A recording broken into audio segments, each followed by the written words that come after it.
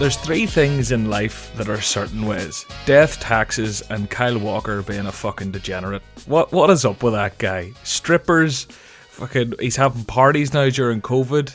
I mean, he's going to fail a drugs test at some stage. What's going on with this guy? Yeah, no, absolute legend. And absolute legend, making my FPL decisions easier. And Mendy had some girls around his house, didn't he? And Mendy was messaging like a modelling agency, being like, send me some slamming hotties, and the modelling agency were like, we're going to screenshot this and post it on social media. So yeah, there's all sorts going on, but luckily so far, elite sport is going to continue. So the Premier League is going to continue despite these players being naughty boys, and luckily for us, apparently that means the fixtures are going to continue. What was that, John?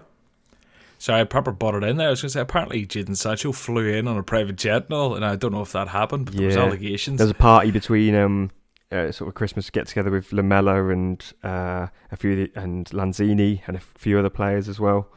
So, yeah, like the Argentines had their meet up, and then the Brazilians had their meet up, and like. So not good. On a serious note, not ideal that. But yeah, luckily the Premier League's continuing, albeit with obviously what's been a very sort of hectic last couple of game weeks with postponements, and Tottenham obviously missed a game a couple of game weeks ago. Fulham have missed 2 game weeks in a row now, haven't they? So I think it just sort of is a lesson that postponements can happen at any time, and so always be waiting with your transfers and stuff like that. Well, we've a lot to get through this week, and we'll get into it. But first off, I want to already derail this show and go into a little tangent.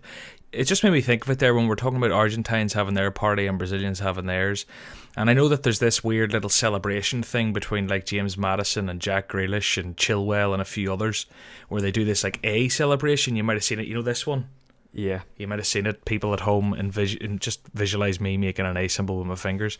They're all doing this sort of shit. Do you know what it makes me think of? Roy Keane and Patrick Vieira and the state of the game these days. Like, there just doesn't seem to be the same. Like, after final whistles, they're losing against teams and going and hugging them and all this sort of shit. Yeah, I remember in my mind quite clearly. It was a few months ago now in a cup tie. The derby? No, was it? I was going to say Chelsea, Zuma. They lost a penalty shootout in a cup tie, and as soon as the penalty shootout finished, he's laughing and joking with someone in the other team. I mean, like, madness. You don't have to take it, that seriously. But I mean, on the pitch, laughing and joking, you've just lost a penalty shootout. I mean, if I played amateur football and I lost a penalty shootout, I'd be, in a bad mood. So I'd be, when I'm watching professional footballers, I expect them to be, to be a good mood when they win and a bad mood when they lose. Yeah. But it just doesn't seem to be there, does it? They're all buddy. Like, it's I don't know. Like, I kind of get it, and it's nice and all being friendly, but at the same time, I kind of want to see them, I don't know, foaming at the mouth a bit, and like I want to see them having like a Roy Keane or someone on the sidelines who like they let on. It's like letting a bear out of a cage. Early 2000s Arsenal versus United sort of fixtures were the absolute best. Keane, Vieira in the tunnel, and those days were probably the best. Yeah, but look, who knows? Maybe we'll get back there someday. Highly doubt it, but maybe. But before we get into the show, a couple of things. Big shout out to everyone who interacted with us on social media this week. A lot of people were tagging us in where they were listening to the podcast. They just gave us feedback. So shout outs to the likes of FPL Dur, FPL General, Andy Armstrong, Scott Sanders, who apparently loves Martial, FPL Spuds, who I think corrected you in your pronunciation of Soychek. Yeah, I'm not even sure. I'm not even sure if he was right though.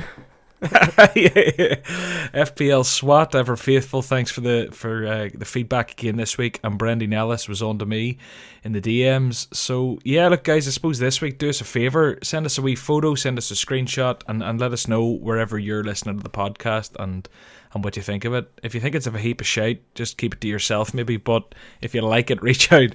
And then absolutely lastly, before we get straight into all the free hit action, wild cards, players to be looking for, strategies, everything else, shout out to partners of the show, Fanslide. Fanslide's the world's first in-play fantasy football game, and it's completely complementary to FPL. They aren't exactly they don't overlap. They aren't the same product. This isn't just another fantasy thing. It's an in-play fantasy thing, and it includes cup games. So if I was you, when you're sitting at home in the evenings this week, your kids have been wrecking your head all day, you're stuck in the house, but they're finally off to get their bath or off to bed, and you've got some daddy or mummy time. What you do is you flick on the game, you download Fanslide, and you see how you get on. That's what I do, Wes. Yeah, absolutely. Especially, like you say, the cup games, there's no FPL riding on it. Might not be as interesting to watch for us sort of FPL keynos. So yeah, you can make it into that sort of interesting watch with sliding players in and out of your team. I played it myself as well last night. I did okay, especially with the Southampton players. I tripled up on their defence for a period of time, so got a clean sheet there, which was kind of against the odds, I guess, with it being Liverpool. But yeah, it's just good fun, and I think you've already said it, but it's free to play and you can win cash. So win-win, win-win.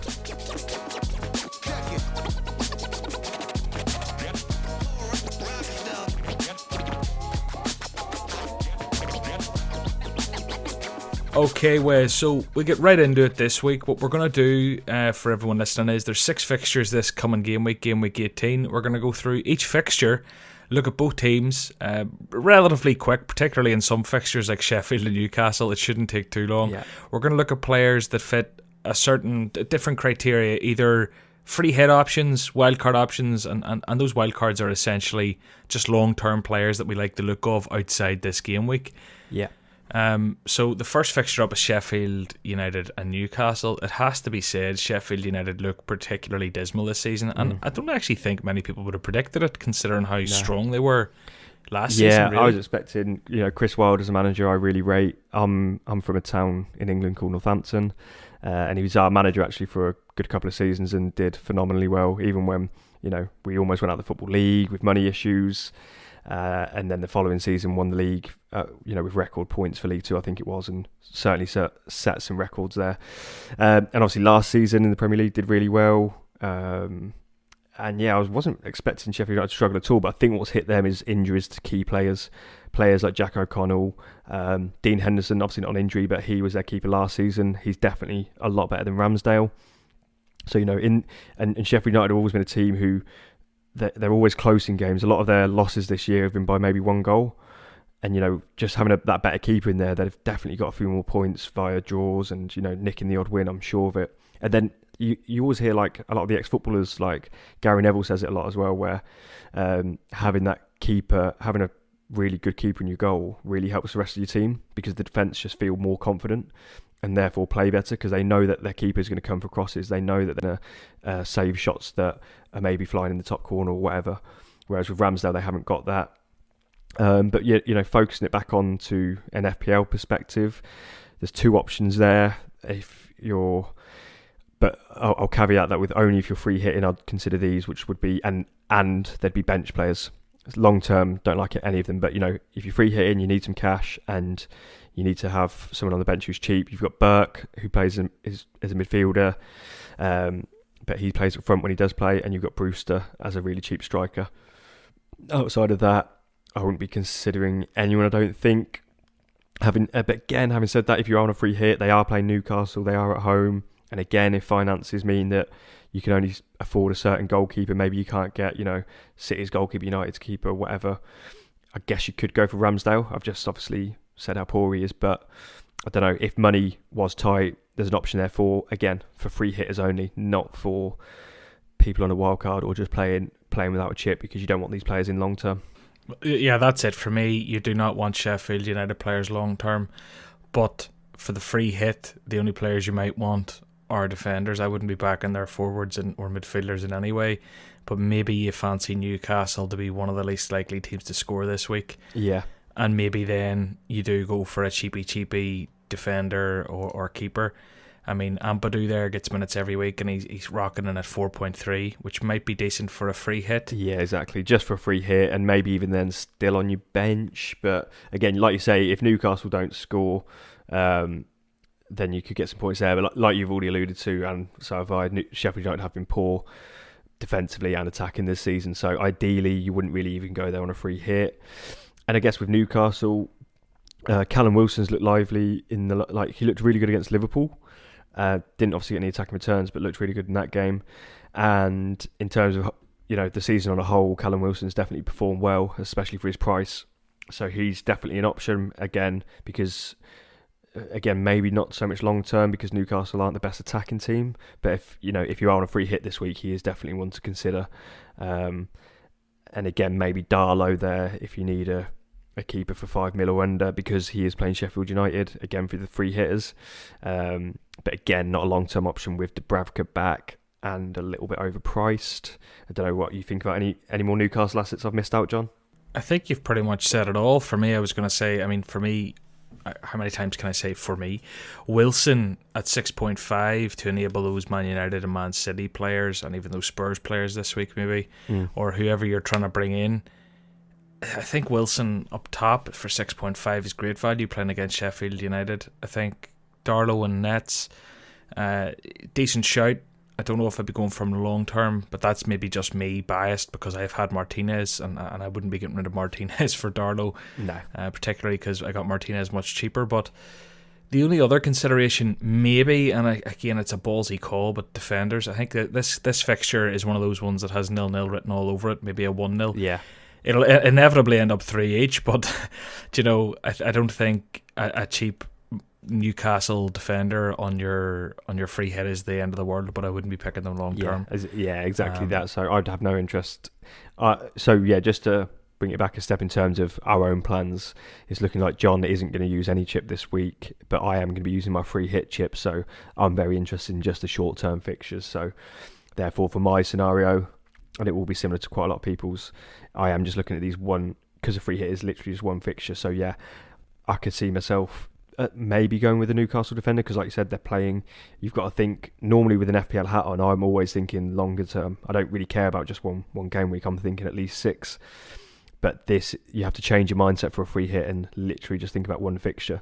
So players, I'd have disregarded, virtually all of Newcastle's defenders, because it's there's better options out there for the long term, so why would I consider them? But they're playing Sheffield United this week, and like you said, it's kind of got a 0-0 written all over it. Could easily be a Newcastle clean sheet there. Someone like Fernandes for Newcastle, 4.7 million, often gets bonus points if there's a clean sheet. So yeah, I could see myself going there if I needed to save cash, and if I'm back in that fixture for a Newcastle positive result. Yeah, I think for me, I've said it all already, to be honest with you. Let's move on to Burnley United then. Burnley United. Burnley, I'm only going to be looking at defenders, maybe Pope, but I'm not looking anywhere further forward. There's some very promising players. Well, when I say some, Dwight McNeil, but he hasn't really been at the races this season. But Burnley haven't, and he's injured. So defenders, but even then, long term, they've got horrible fixtures coming up. Yeah. And Taylor's injured now, who was a good cheap option in there. Now, I have Loughton in my team at the minute. I'm happy to have him there as a wee enabler that I'll maybe bring on it occasionally. But I'm just not a fan of Burnley. I think of all these, Burnley's another one. We're getting the shit teams out of the way first, at least. Yeah, but the good thing, so depending on your strategy, the teams that you want to be targeting if you're maybe not using a chip. So yeah, if you're not using a chip this week, but you want to build for both, you need some players in for this week because it's a blank week, but you also need players in for the double, and you want to target the double game weeks, then the 4 teams who play this week and have a double next week are Man United, Man City, Aston Villa and Burnley. Now I'm not saying, like you just said, Burnley's double is like Liverpool away, West Ham away. It's not great, but they do at least play. Because there's no point targeting the likes of, Leeds have a great double in week 19. But if you're not using a chip, you can't really be using a transfer to bring in Leeds players now. Same for West Ham, same for Southampton, But obviously, it does depend on your strategy. But just to reiterate, if you're not using a chip, those are the 4 teams to target if you want someone who A, plays this week and then B, has a double. But back to that fixture in general, Burnley versus Man United. Don't know. Like you said, the defenders could be good. In terms of Burnley's attackers and midfielders, I don't like them, not even on a free hit, because they're playing Man United, which is a tough fixture. And I can't remember how many goals they've scored this season, but I think at once, people were quoting that, Calvert-Lewin scored more than Burnley and stuff like that. So I'm pretty sure they've only scored maybe, I want to say 11 league goals. And there's already players out there like, Vardy, Son, Salah, Bruno Fernandes, who've scored more than Burnley potentially. Again, I might be slightly out with the stats there. Well, I count 8 just through the FPL site by arranging them by goals and counting. Yeah, there might be some own goals in there. I'll just bring it up quickly. Not a lot. No. Goals for... They've scored the second. They've scored 9, and Sheffield United have scored 8, and they're the only two teams in single figures. So yeah, like you said earlier, you're not interested in their midfielders or attackers. I'd fully agree with that. As a team, they've only scored 9 goals. Their most recent goal, I think, was a Ben Mee goal, so it was a defender scoring. So yeah, definitely not interested in attackers from Burnley or Sheffield United. Like I said, with the caveat of, if you are on a free hit for bench players for Sheffield United, just because of how cheap they are. But so really shocking that they've only scored 9 goals in 15 games, Burnley, because they've got a couple in hand. So yeah, in terms of that, I've got Loughton as well, like yourself, John.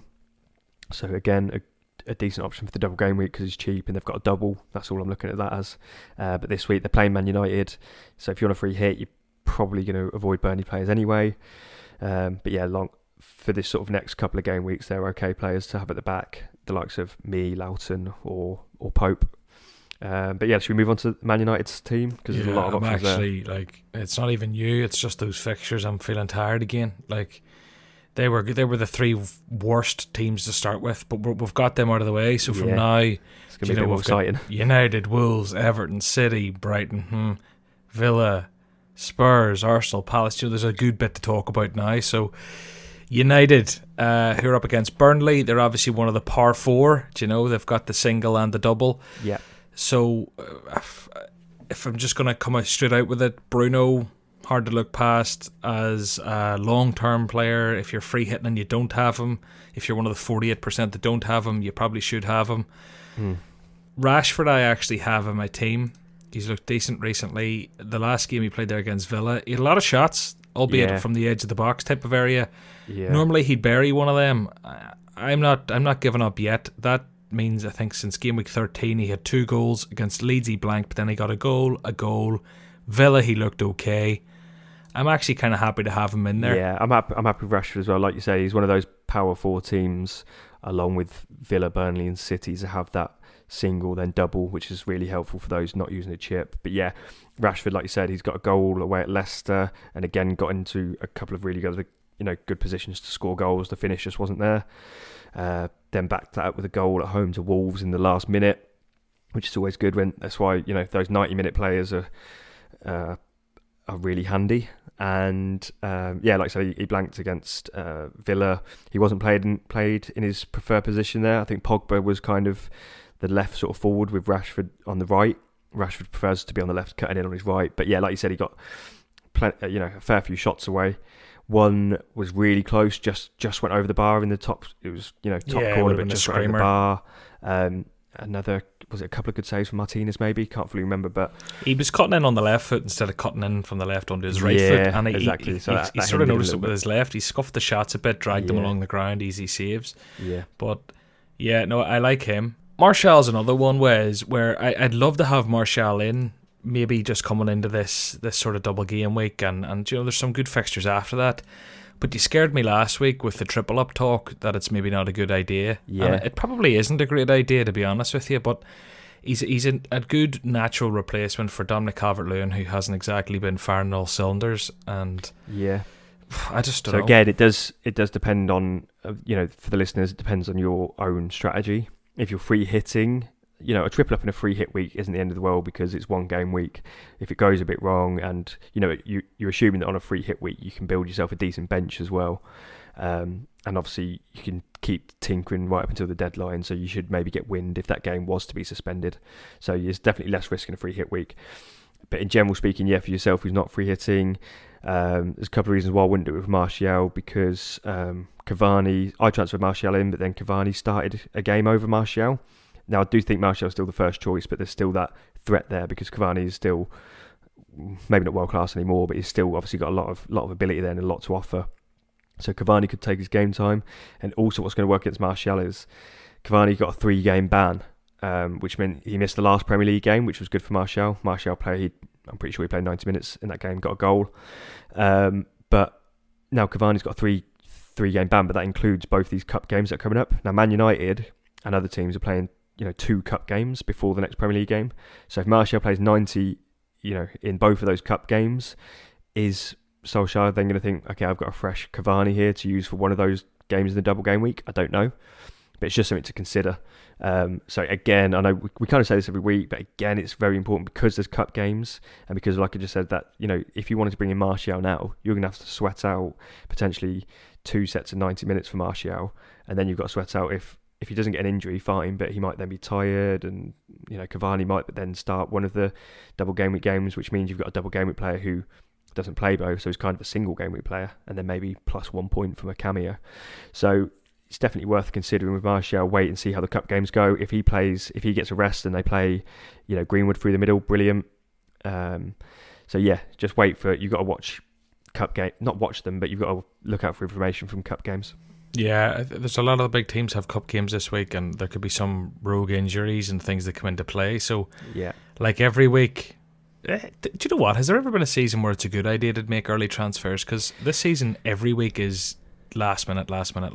Yeah. Sometimes, yeah, like in previous seasons, I've definitely done it early doors where there's been I know that there's no before COVID was even a thing a couple of years ago, and there's no midweek games, there's no Cup or Champions League. Then all you're sort of worrying about is an injury in training, but they're much less likely. So you could kind of take a gamble, especially if you'd save 2 free transfers, and then you wanted to make, say, 3 transfers for a -4, and the 3 you were going to bring in were all going to go up in price, and the 3 you were going to take out were going to go down.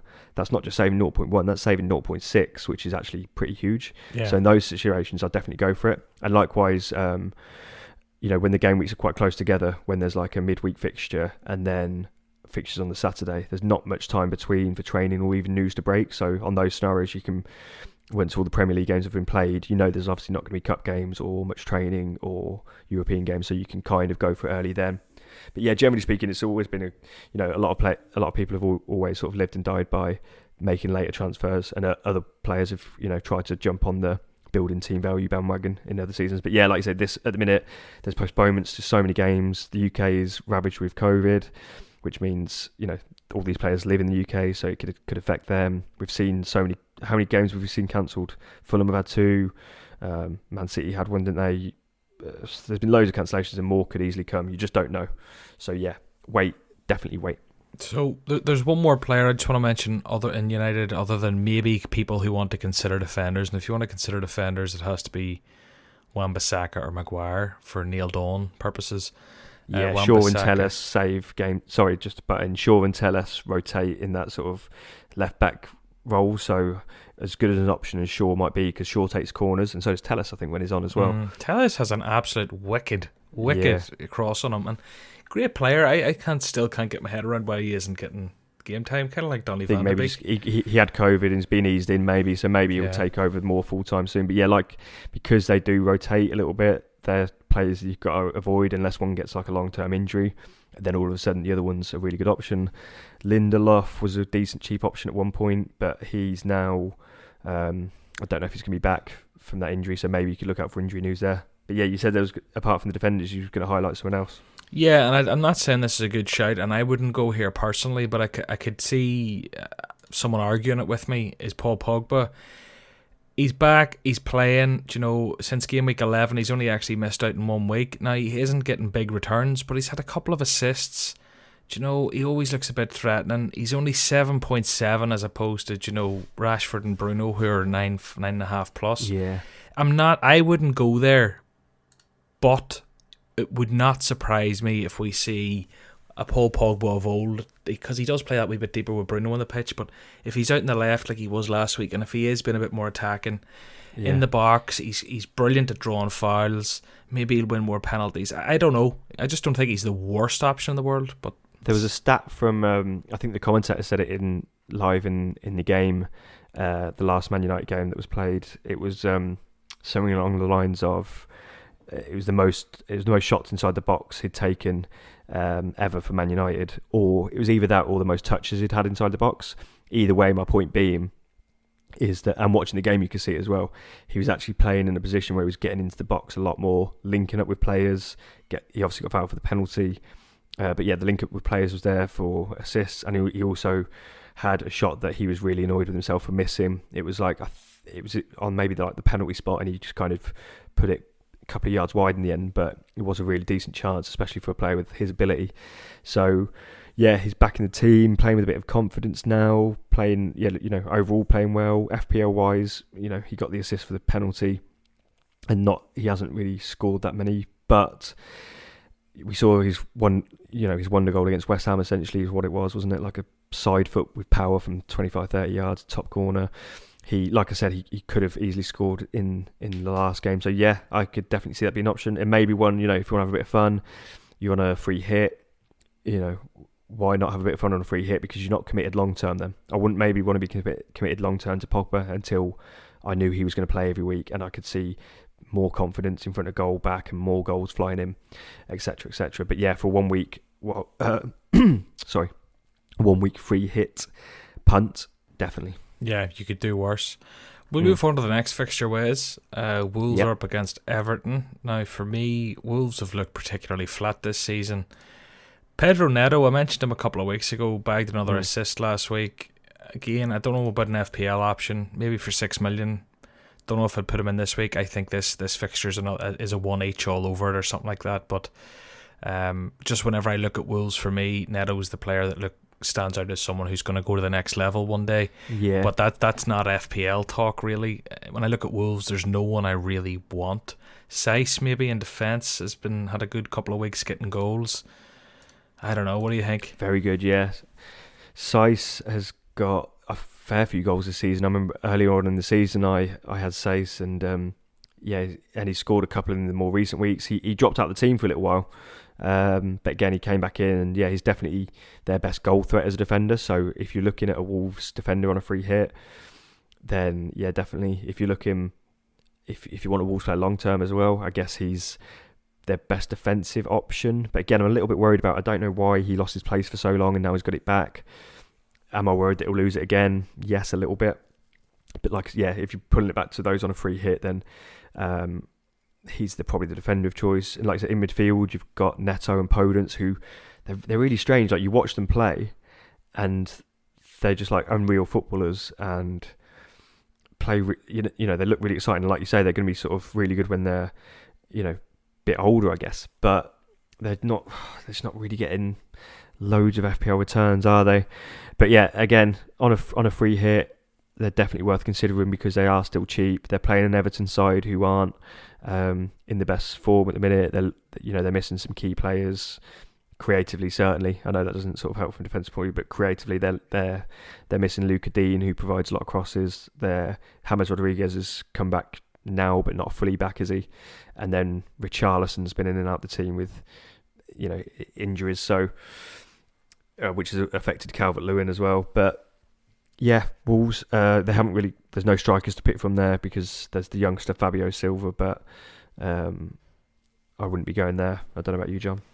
Yeah, I'm not really looking at either of these teams, Wolves or Everton. They're both teams that I think when you look at the crest and you look at the name and you see a fixture with including one of them, based on previous seasons, you kind of there could be goals, or that's exciting.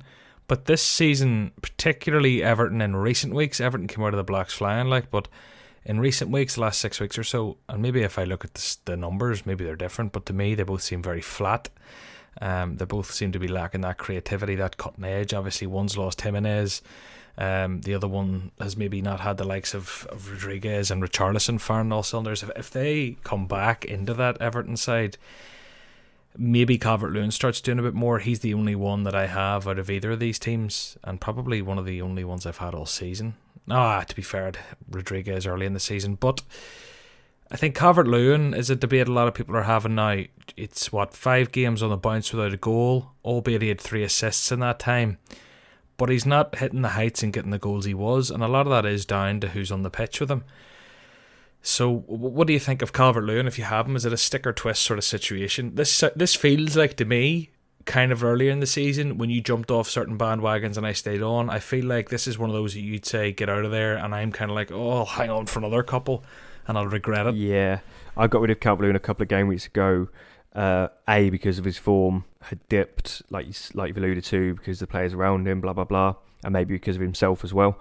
And I was also then targeting the doubles, so I don't know which player, if let's just say in a hypothetical world there was no double game weeks and blanks and stuff like that, I would have still taken out Calvert-Lewin for all the kind of replacements out there. So there's Ings has now come back from injury, scored last night.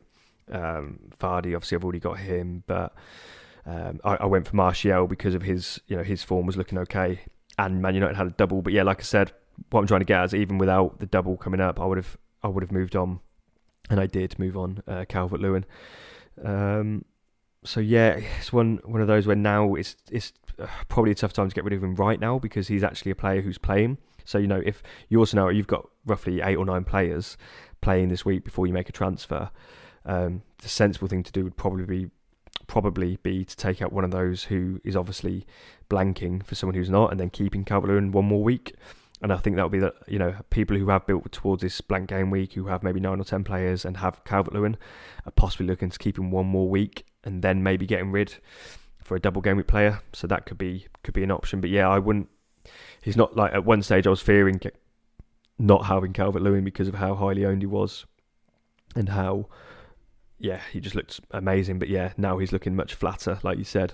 And yeah, likewise with Wolves, they did just score 3 goals away at Brighton, but again, it wasn't really from assets you'd be. You can it wasn't like a striker bagging a hat trick or a midfielder bagging a brace or something. It was a goal from Roman Sace. It was an own goal with a Neto assist. It was a penalty which Ruben Neves took, but Ruben Neves isn't an FPL option. He's got penalties whilst Jimenez is out, but that's all he's got really. So kind of went off on a tangent there, but back to the Calvert-Lewin thing. Generally speaking, and for the long term, I would be looking to move him on. But if you've got all this way with him and he's one of your blank game week players and you want to be changing out someone else, keep him one more week. Wolves away isn't an awful fixture, could get you something there, and then look to maybe move him on for a double game week player, because in the double game week you will have loads of options. There will be Danny Ings, who's a similar price. There will be Vardy if you haven't got him. Let's just bring up everyone who's got a double. There will be obviously maybe Firmino from Liverpool. He's got double. Chelsea strikers, no in there really, because Tammy, Abraham, Werner and Giroud all rotate, and no, they're not firing. Leicester, I've already said Vardy. Southampton, I've already said Ings. West Ham, Antonio's coming back from injury, but he's a bit injury prone, so I'd personally avoid him. And then you've got Leeds, who obviously haven't already got Bamford, but they've also got Rodrigo up there, who's doing really well on the underlying stats as well, getting a lot of shots away. So, to see 2 lead strikers, I'd happily have 2 lead strikers in my team actually. I nearly got Rodrigo instead of Martial, and I'm kind of wishing I did now, because then I'd have probably 3 million in the bank now for Man City players. So although Martial's got me the more points in that time, I'd possibly rather have Rodrigo now going forward. So yeah, there's options out there for replacements for Calvert-Lewin, what I'm saying is, and then next week when they're doubling, that could be a good time to get rid, when they'll have Aston Villa away, which is, they've been pretty good defensively. Then they've got Leicester at home, again not a great fixture for Calvert-Lewin. Followed up by then Newcastle and Leeds, so his fixtures do get a little bit better. But yeah, I'd be moving on. Yeah, I think the Dominic Calvert-Lewin's one I'm definitely going to have to look into, but I will be keeping for this week more out of necessity than want. But one other notable mention, and we'll fly on from it, is Luca Digne. He's obviously been going as well. We were saying about how Rodriguez was out, Richarlison was out. Luca Digne was an absolute fiend for assisting Dominic Calvert-Lewin and everyone else in the team, with 5 assists in the opening sort of 9 games, and he didn't even play them all. So I think whenever Everton have all their players back playing, they could be a force again, but at the minute they're kind of in no man's land, and it's a bit disheartening when you've got them in your FPL team. Next team up is an exciting one to talk about. It's another one of those par 4, as I'm going to keep calling them, Wes. Man City. So Man City, riddled with COVID, but still Man City, and they're still playing Brighton. So looking at this week, they look great. Looking long term, they've probably got the best fixtures over the coming sort of 6 or 7 game weeks. So in terms of City's fixtures, it's obviously week 18 now, and they've got Brighton at home. In the double, they've got 2 more home fixtures, Crystal Palace and Aston Villa. Then they've got West Brom away, then Sheffield United at home, and then Burnley away. So it's it's all the sort of lesser teams. I know Villa are obviously having a good season, but let's just say we see that as a tough fixture. It's still part of a double with Crystal Palace at home, and then outside of that, there's really good fixtures as well.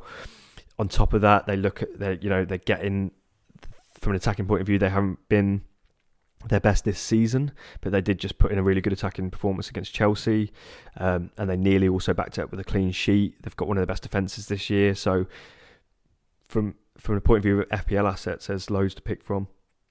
I really like Cancelo as probably the best defensive option. There's cheaper options in players like Stones, but although Stones has been nailed so far, and I do think he's nailed in the short term, I just don't know. I think there's like Ake and Laporte waiting there. If John Stones slips up or John Stones gets another one of his injuries, then it could be one of those transfers you end up regretting. So I prefer, if you can afford it, to go for the more expensive option in Cancelo.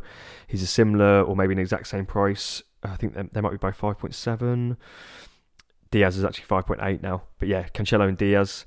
Now, the reason I like Cancelo, especially short term, is Walker's out with COVID, which is good for Cancelo, means less rotation, because Cancelo, Walker and Mendy were kind of rotating those fullback positions. Cancelo can play either side, but there was definitely one game where Cancelo missed out to Mendy/Walker.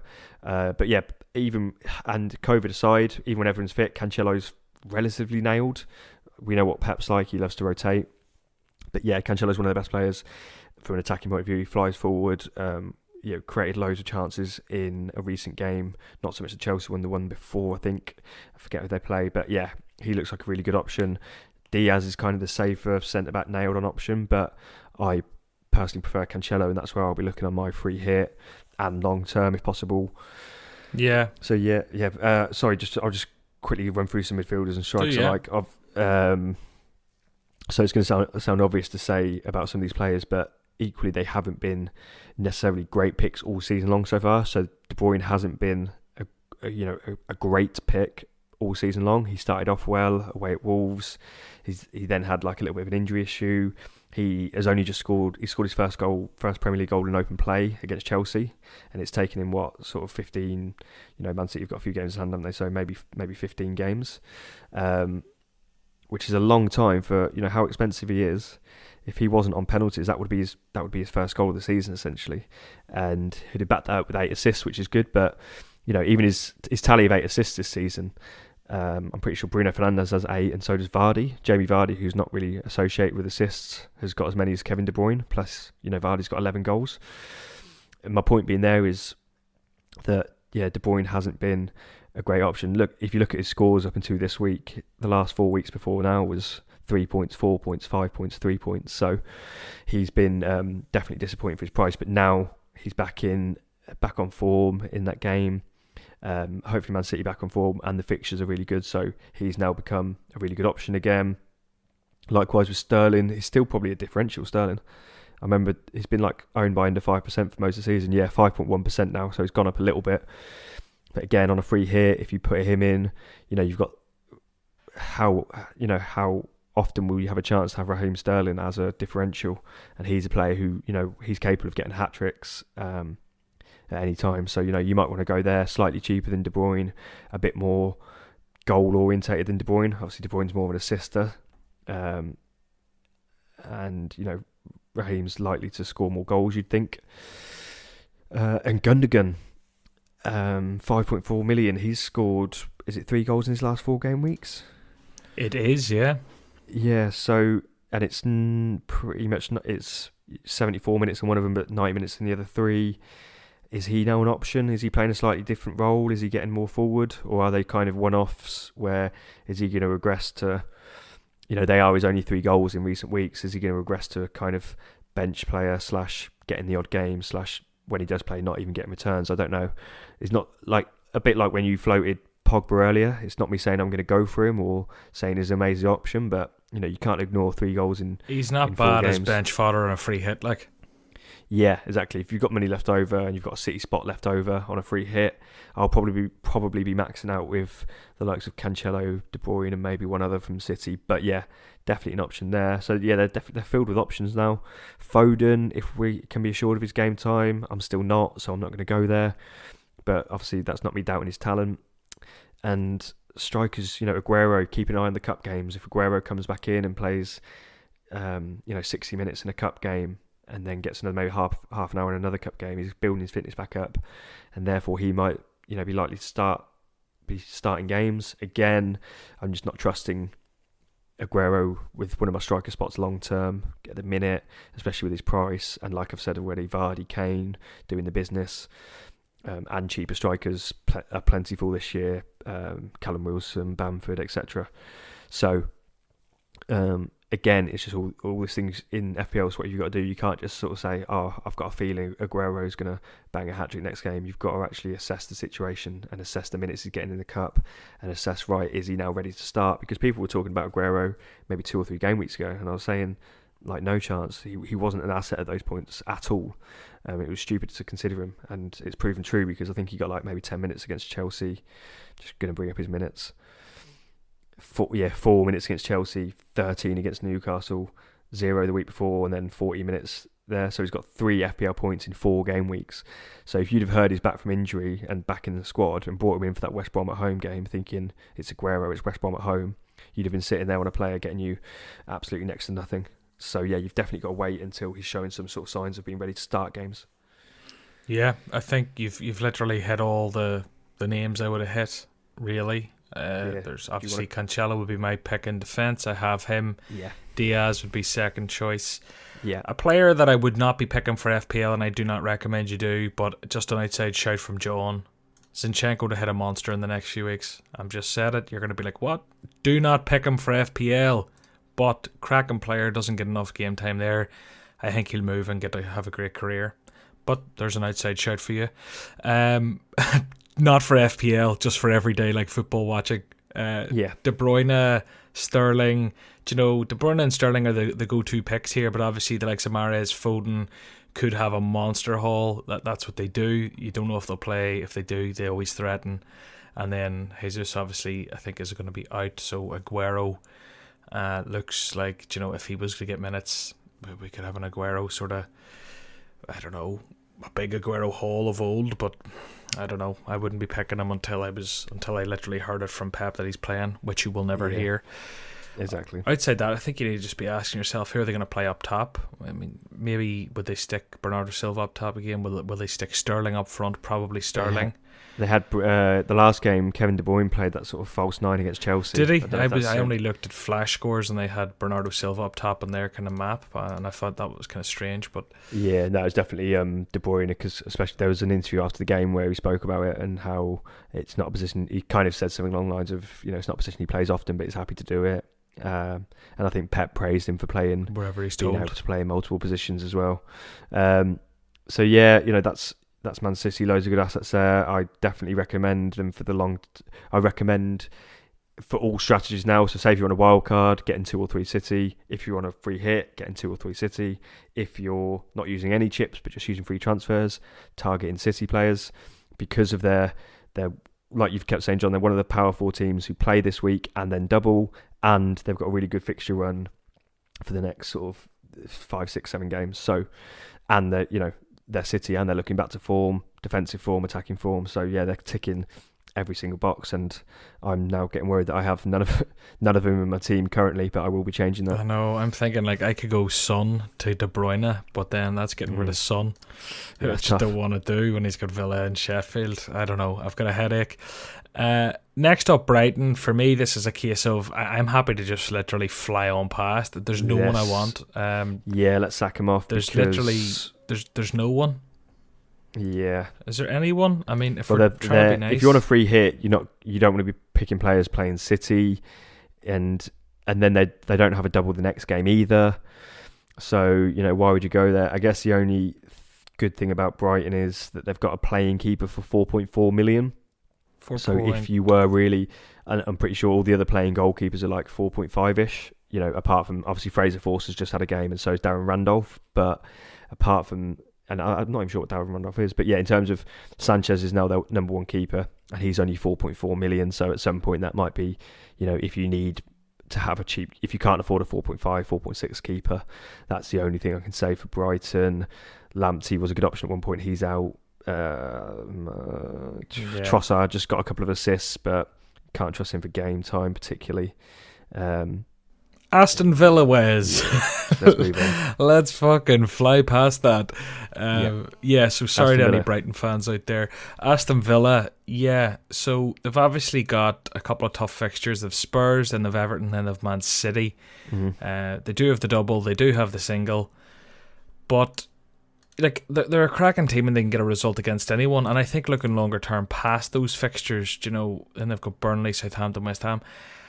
I don't think like I'd be rushing to get them in if I didn't have them. Long term, I already have Martinez. I'm going to keep him. He can keep a clean sheet against anyone, and if he doesn't, he'll get 14,000 saves. Martinez is a great shout. He's now rocketed up to about 5 million as well, so he's kind of put himself into a different bracket than, if you were looking at a keeper now, he's now more, much more expensive than the likes of McCarthy. But he's a great option. But carry on. With your I wouldn't fancy the defence to do too much. The reason I have Martinez is because even if they're busy and concede a few goals, he'll make the saves. But in terms of defence, I like them this season, I really do, but I wouldn't be bringing them in now with Tottenham, who are going to score goals. Everton have a good chance of a clean sheet. Man City, doubtful. Burnley, clean sheet. So I wouldn't be. If you have them, I disagree on defenders, because there's been games where Spurs have definitely struggled to break sides down. There's a double game week in 19, so they've got the double, they've got the single and the double, and and also price wise as well. They're not priced like Man City and Liverpool defenders. They're priced around the sort of 4.5 to 5 million mark. So if you're comparing them to others in that price bracket, there's definitely options there, with the likes of Konsa popping up with the odd goal, Target, who's on 4 yellows but he's cheap. Mings and Cash maybe a little bit overpriced, but Villa have been fairly good defensively this year. They got a clean sheet away at Arsenal. They beat obviously Liverpool at home, so they can do it. They've got a bit of previous in bigger fixtures, and in terms of because of how how many clean sheets they got so far this year, was that 8 clean sheets? Pretty good. So I don't think you can bet against their defence, especially as, like you said, after, if you look at their fixtures after the double, so it's game week 18 and 19. Maybe not on a free hit this week because it is Tottenham, but the double next week, Everton home, that could be good. And then after that, week 20, 21, 22, 23, 24, pretty good. Burnley, Southampton, West Ham, Arsenal, Brighton. Not the best, not the worst. So for me, if I had Aston Villa defenders, I'd keep them. Yeah. If I didn't have them and it was free hitting, I personally wouldn't have the stones to pick them against Tottenham. No. If I wouldn't even have the stones to bring them in based on the game week 18, 19s. That's just me. But I would be looking to bring them in. If I didn't have them, they're a great option from game week 20 onward for me. So that's where I'm at. If I had them, I wouldn't be shipping them, but I'm not going to bring them in until game week 20 now, even though I do have a free slot there and I kind of need a defender around that price. But I could be proven wrong. They've definitely been the surprise package of this season. I think after the last season, the get out of jail free card, and then what they've done this season's been amazing. But moving up the pitch anyway to less kind of controversial matters, Jack Grealish, who I've sort of loved every week. El Ghazi at 5.8 has looked dangerous for a few weeks now. Very good on penalties. Yeah. Bertrand Traore as well, 5.9, has bagged 3 goals in his last 4 and got an assist as well. A bunch of bonus points. They've got options. Yeah. They have got options going forward. Watkins is breaking people's hearts and making people's days. Very rarely. And there's just a lot going on in this team, isn't there? But yeah, like I said, El Ghazi, he's only he wasn't playing the first sort of 7 game weeks of the season. Then he started getting some game time off the bench, and then maybe coinciding with Ross Barkley being out, I'm not too sure, but he came off the bench against Wolves, scored a last minute penalty, wasn't it? Then he started the next 5 games, playing 80 plus minutes in each of those and scoring. He's got 5 goals this season in only the equivalent of about 5 full games. So he's virtually averaging a goal every 90 minutes, a goal every 95 minutes. So, pretty good from that point of view, as long as, you can rely on him to be nailed on now. And like you said, at 5.8 million, he's definitely one to be looking at for the double. Yeah. So, is there anything else you want to cover with Villa, or we move to Spurs? Yeah, I think so, because like you said, Grealish, we all know about Grealish. El Ghazi's been exciting. Traore's been exciting. Watkins is reliable to play 90 every week, and he's looking dangerous. Once he starts improving his finishing, he's going to be very good. And there's still some cheap defensive options, for the longer term when the fixtures turn. Spurs, I would be looking again further up the pitch here. The defenders, there's no one really truly nailed, and those that are very boring players to have in FPL, the centre backs. For me anyway, I mean, Reguilon, been in and out of the team a wee bit. Seemed pretty nailed for a long part of the season, but then it's been rotated the last 4 weeks. I think he might have been part of that COVID party. He was part of the COVID party, and there's been a lot going on there. Yeah, didn't play versus Leeds, only 14 minutes against Liverpool recently, so I don't think he's a player you can hang your hat on. They've Alderweireld and they've Dyer, right? But then outside that, they've Reguilon and Davies competing, and they've Aurier and Doherty competing on the other side. Yeah. So for me, I always just skim past there. Spurs is a great one, but a boring one at the same time, in that Heung-min Son and Harry Kane are really the only two places I'd be looking further up the pitch.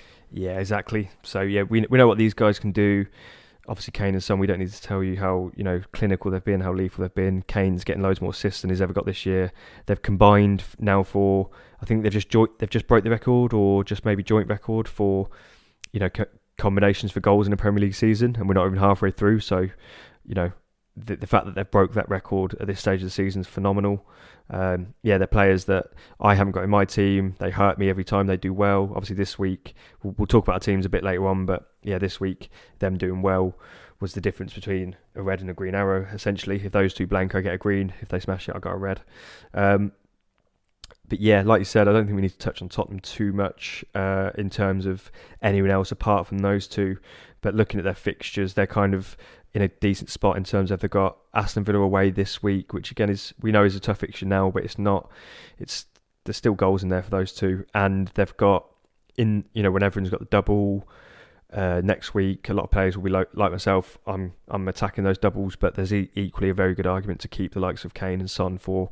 They're playing the worst team in the league. They're playing Sheffield United that week, so they could easily match. I guess you kind of want to look at Tottenham as one of those teams that almost have a double game week because their single game week fixture is so good.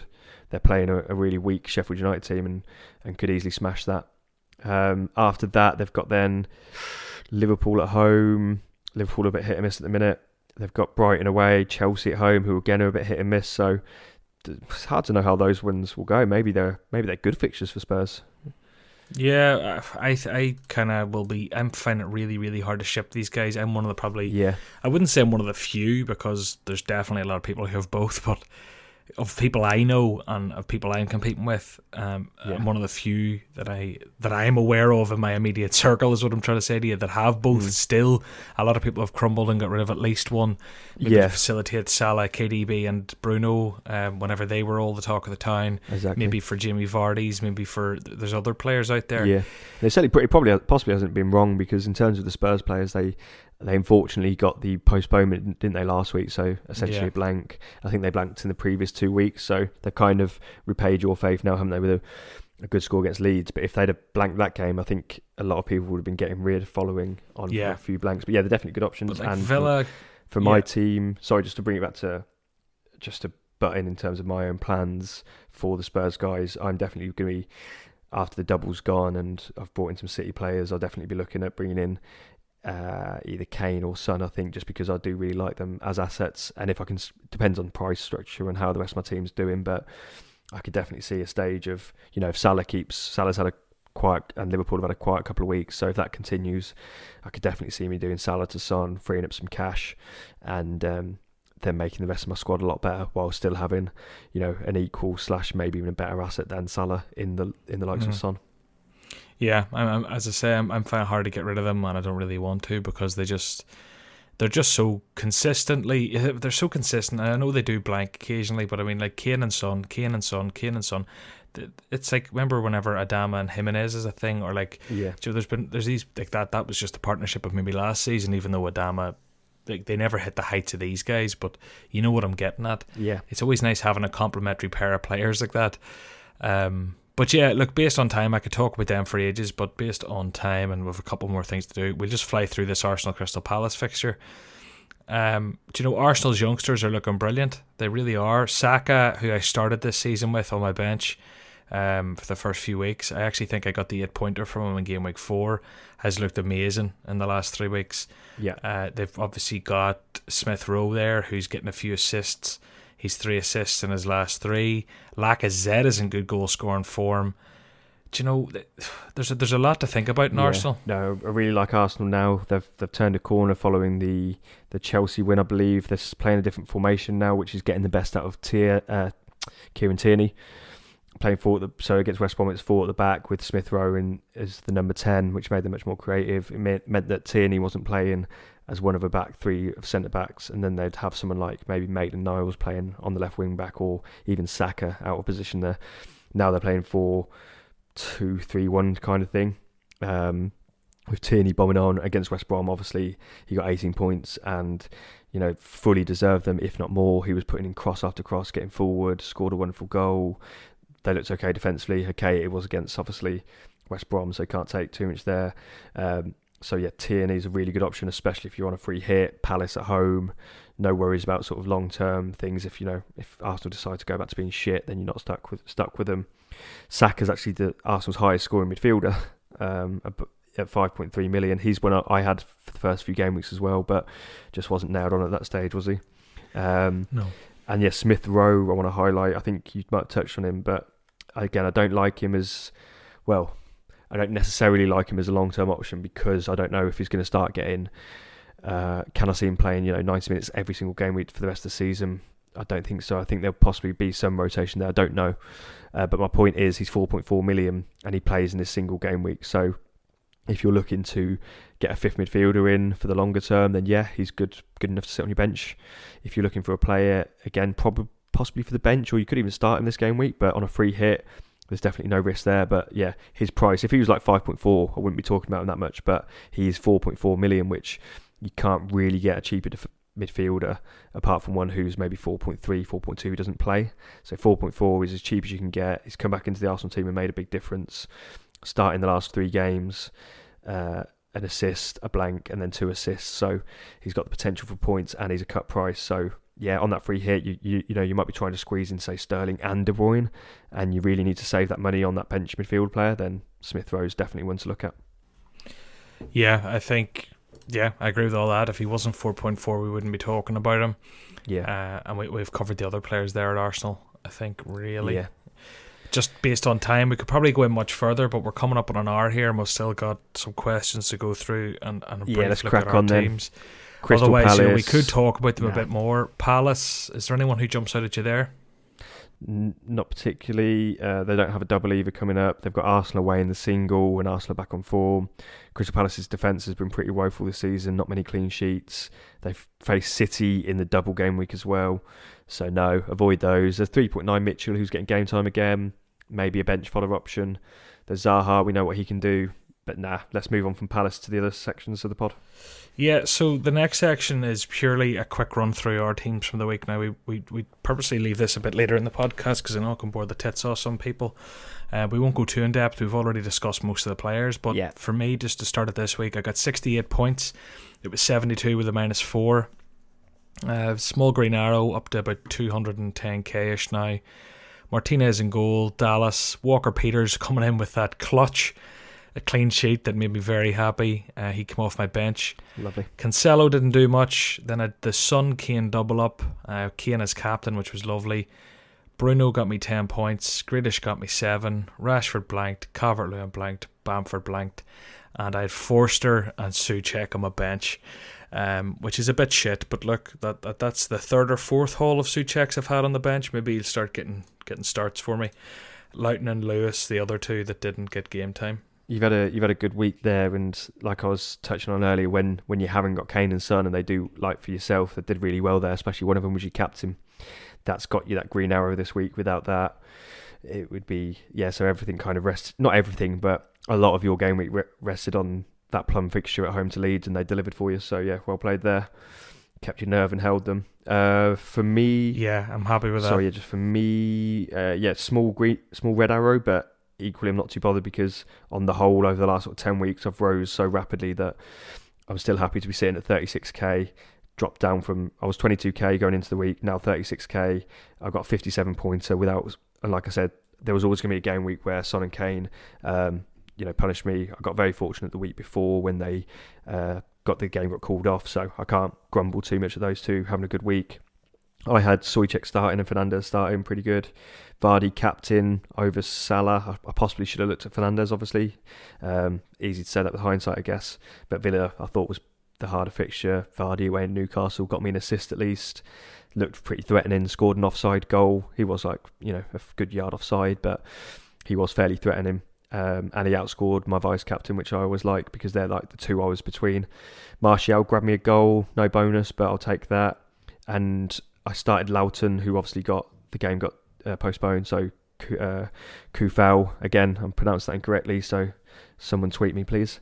And Forster, I had the McCarthy-Forster double up, so that was the whole purpose of having that double up from the start of the season. The Southampton keeper and the backup saved money, and for times, I said it on previous pods, McCarthy, if he ever gets COVID, Forster comes in. Obviously, I wasn't really expecting a 6-pointer against Liverpool. I was kind of hoping for one of those 3-pointers where they maybe concede, but a few save points. But likewise, just happy to get the 6 points really from Forster. But yeah, that's our teams now, and now it's all about going forward. It's going to be a lot different because I'm going to be free hitting this week. And then looking to the double game week. My team's kind of set up for the double game week, so we'll bounce back in there.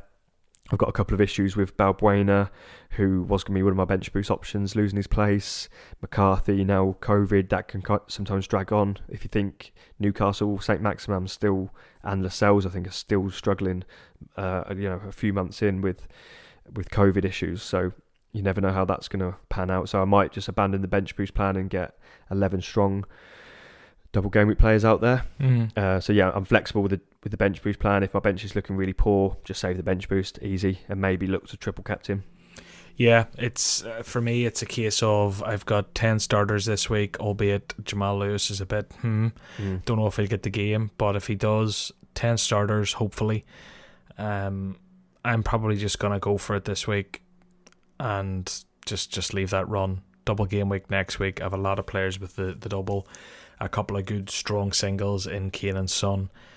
I'm going to try and get through this as chip free as possible. I'll see how the lay of the land next week.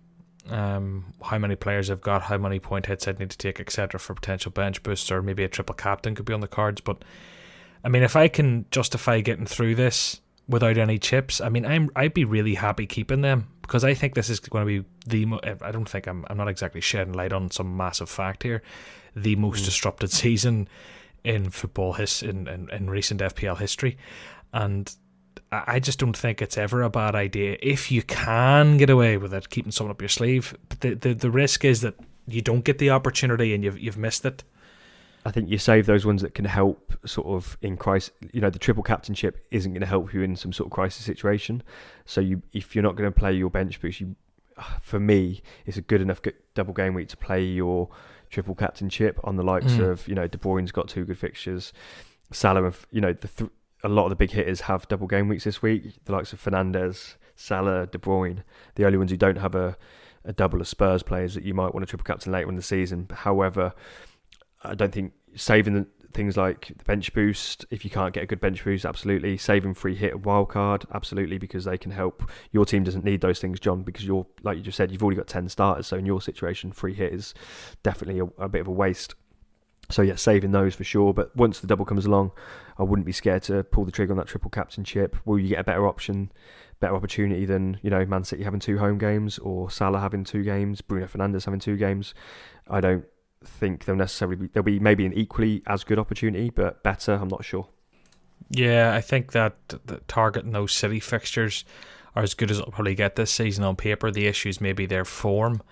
In saying that, they're obviously just coming off a 3-1 win at Chelsea, so I'm just thinking with the COVID and everything else, and that they have been a bit hit or miss in this sort of the last lack of game weeks. But I guess if there is a double game week a bit later, obviously the vaccine's getting rolled out across the UK. There's 2 vaccines being rolled out. One's already started. The other one starts today as we record. Or sorry, was it yesterday? It's Tuesday, isn't it? Yeah, so sorry, yesterday. Yeah. I think later on in the season, COVID's going to be much more under control. But yeah, likewise, I wouldn't, if I'm not hearing any news about someone like Fernandes, Salah, De Bruyne being out and those teams aren't having any issues, I wouldn't be fearful of pulling the triple captain trigger. I'd say I'll play ad chip. We'll see how it works out. Yeah. The last part of the podcast then, Wes, is questions from listeners. Did we looked at your team? We did. Didn't we? Yeah, we've done mine. We did yours, thank God. I thought I was very rude there. So yeah, we got a few questions now. Shout out to everyone who gave us questions, but here's one for you. You see, if you want your question asked, don't give us like a really, really specific your team only problem, because that'll bore the tits off everyone and we can't really ask it and talk about it. People always just throw in like, here, should I keep De Bruyne and get rid of my Salah for a -8 plus I could get Calvert-Lewin minus a size, do you know? And it's like, thank you so much for the engagement, guys, but we can't talk about that in a podcast. I'm sure you appreciate that. FPL, having strong benches has been advice from a lot of people during this uncertain season. Would you still recommend this on a free hit game week 18 by having, say, 13 or 14 starters instead of the usual 11? Or is this going to eat up valuable pounds that can be used to maximise other slots?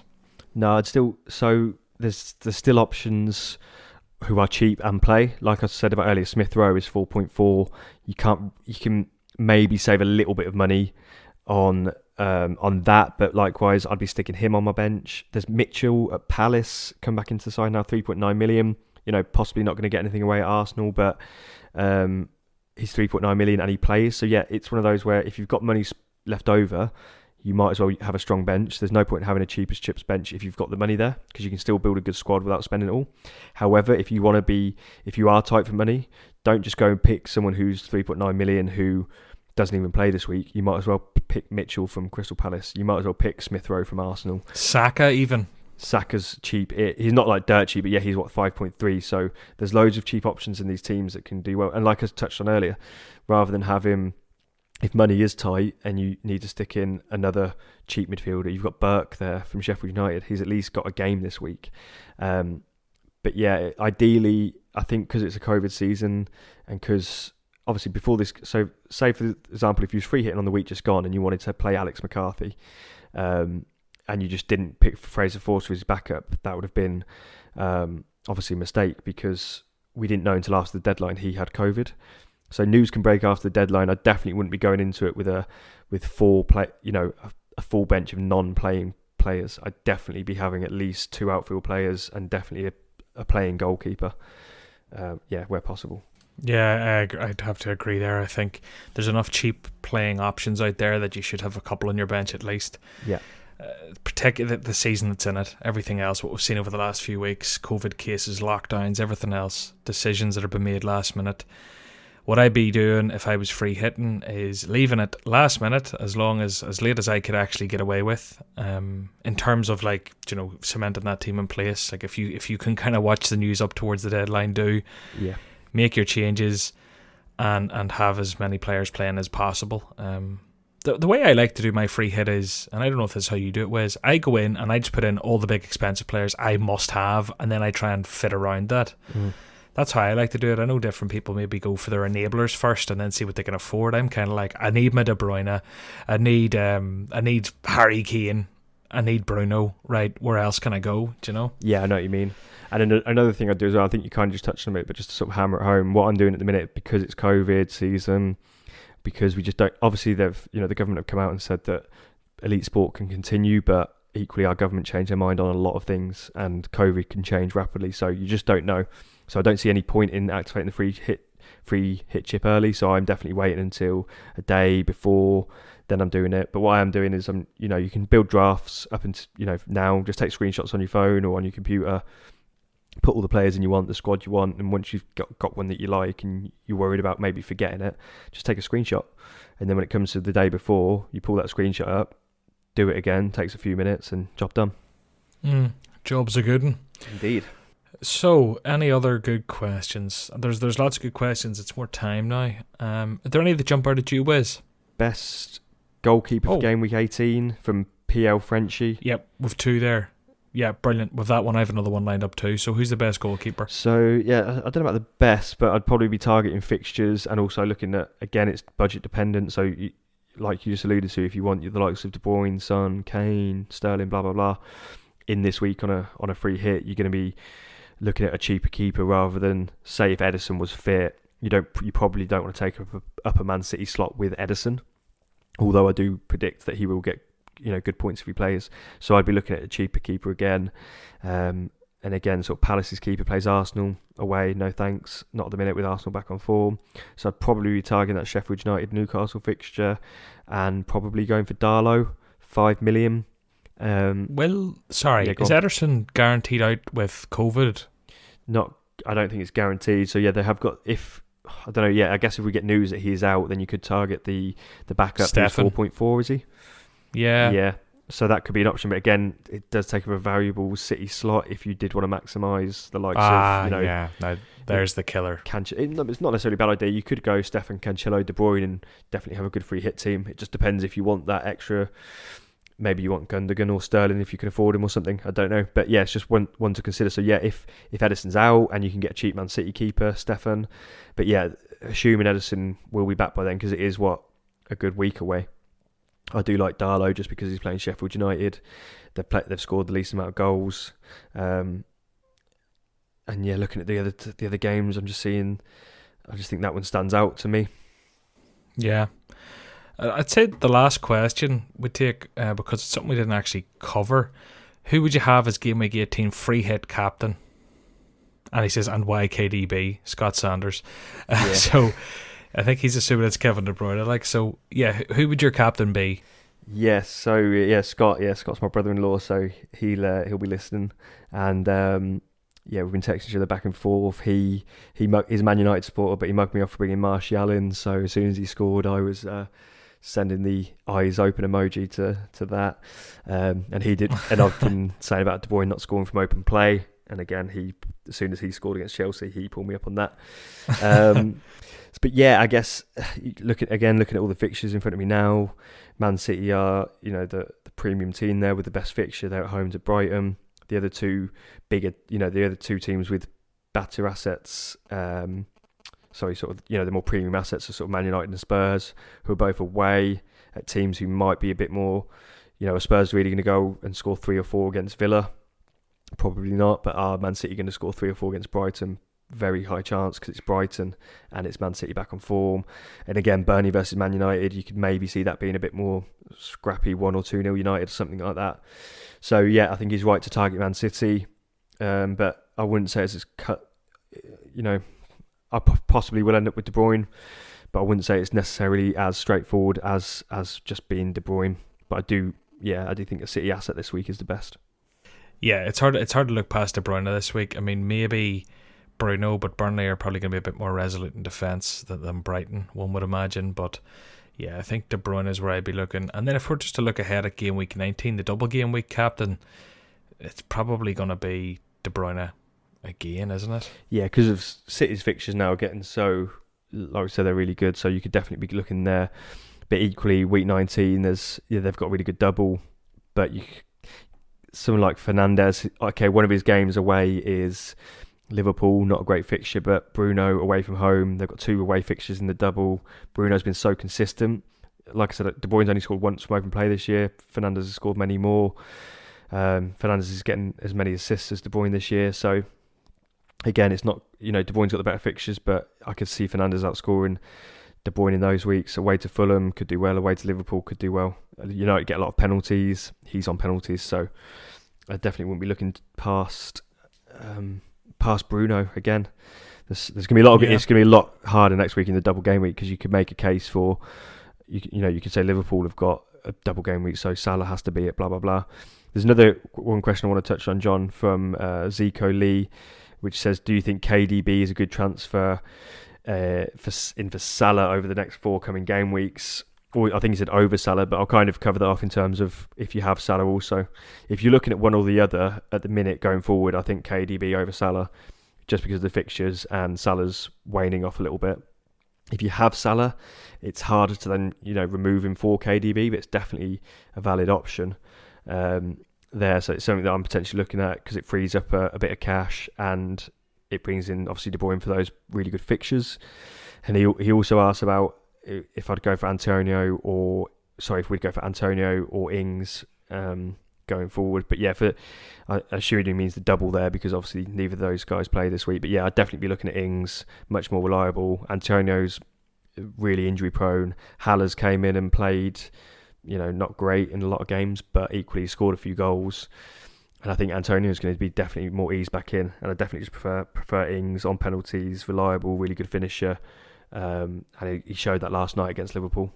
Very good, Wes. Well, look, will we wrap it up there? Yeah. Let's do it. Well, look, guys, I think the big thing next is just to remember there's a lot of cup games on this week. Keep your eye on them. There could be injuries. Some of the information we've said could become defunct before the games even play. But this is the FPL Double Up podcast this week, going in towards game week 18. Thanks very much for listening. Make sure you go over and download the Fanslide app. Give it a go. Play around with it in the cup games. There's no fantasy on the line there, so you may as well have something going. Have your in-play fantasy going. And I think that's about it for this week, Wiz.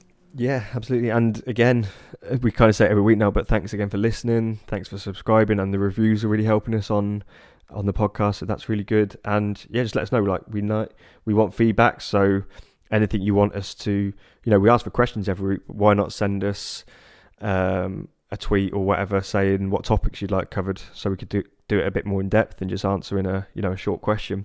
So if there's a topic that a lot of people want answering or discussing, we can do that. Yeah, 100%. And just to give a shout out to one of our reviewers, FPL SWAT there, great guest this week. Ash FPL Hints, always full of brilliant advice from Heisenberg. I must listen every week. That's obviously from a couple of weeks ago. And Cider 1977 says, solid new FPL pod which gives you expertise and ideas and promises you some great guests. We'll get the guests going again a bit later, or not later, but I suppose we'll have a few coming soon, Wes. We'll have to work on that. It's presented. Yeah. Well, actually, let's tease them now. Actually, we've lined up our next guest already, and it is for January. I discussed it with this person recently. Don't know if I should announce it on air. Well, if someone stayed to 1 hour and 18 minutes, maybe they should be the first to know. They deserve to know. What do you think? Yeah. So it is FPL General. Mark McGettigan, unbelievable FPL player. He's finished in the top 500 3 times, which is, if that doesn't really mean anything to you, that is very, very, very good. King of social media, got about 130,000 Twitter followers last time I checked, so that probably means he's got about 150k now. Seems to go up just thousands every time I click onto his page. Really nice guy, absolute legend. Helped me out. Obviously, for myself, my job now is full-time FPL sort of content creation and helping people out, and this podcast and whatever else. And he was doing that maybe a year or two previously. So when I made that leap into it, which is it's not a standard job with a guaranteed sort of income. So he was there we had a phone call. He was there with advice, just off his own back, just helping me out, which he didn't have to do. Can't really speak highly enough of him. So he is hopefully coming on in January at some point, and we'll try and nail him down to a date in the next coming weeks. Very good. Yeah, no, it's very exciting. I've talked to Mark before. Great guy. Whenever I made my first, literally I think it was my first FPL video or FPL content. Yeah. He was like, yeah, let's do it. And I'm kind of, geez, this guy, not to lick his arse or anything and to really big him up too much, but for people listening, I'm sure they're aware, he is kind of the pinnacle of FPL Twitter, and his previous his history and stuff, it speaks for itself. So when he was just like, I'll help you out, I was kind of like, geez, fair play to you. And he talks like me as well, which is always nice. Yeah, there's gonna be two Irish accents on next. Well, when he's on, and it's actually funny that we should mention this. The fact that we're doing this pod together is in some way related to him. So he came on your YouTube show at the and then he suggested you pre-season. Then you was clamoring for other guests, and he suggested me, and I came on, did you a massive favour with with my huge profile, helped out a little guy like yourself, John. No, that was fun as well. But that was basically how we met. We got on there on your YouTube channel. We had a good laugh, and then we kind of even at that point pre-season, we kind of brainstormed about should we do something FPL related. I then kind of put it on the back burner just whilst I was obviously new to full-time FPL stuff. I had to get a lot of other sort of my shit in order sort of thing. And then we picked it back up, didn't we? So yeah, this whole FPL Double Up pod probably wouldn't have happened without Mark. Yeah, and that's true. That is true. So yeah, there you are. There's a little exclusive to those of you who are diehard enough to stay to the end. Thank you so much for listening to this week's episode. Make sure you subscribe. Let us know what you think on social media, and we'll talk to you next week.